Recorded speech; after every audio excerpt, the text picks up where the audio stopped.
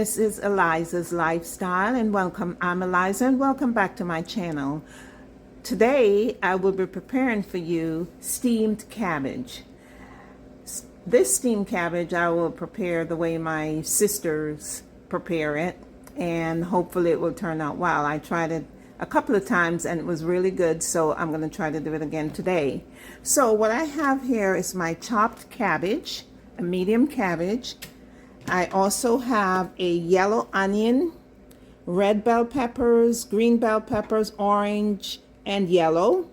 I also have julienne carrots, fresh thyme, and this fake Scotch bonnet pepper. It's a habanero pepper, and it's not as hot as a Scotch bonnet, but it will work for me. So it's habanero, okay? So let's get started, and I will start to chopping up these veggies. Okay, I'm sauteing the vegetables. So I put my onions in already, so now I'm putting my peppers in.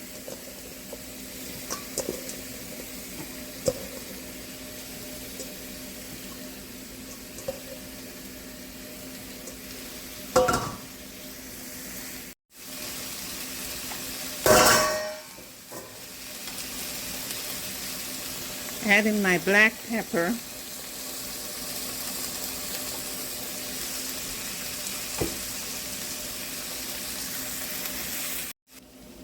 I'm going to go ahead and season these vegetables. This is the Italian seasoning. This is my herb blend, and this has sodium in it, so it I don't need to add salt to anything. Okay. And in case you're wondering, when is she gonna do the cabbage? I'll show you here in a minute. What I do first is I saute my vegetables, then I will take a half of this and steam it with the cabbage, and when the cabbage is almost done, I will put the rest of it in there. That's it. I'll steam the cabbage with the carrots.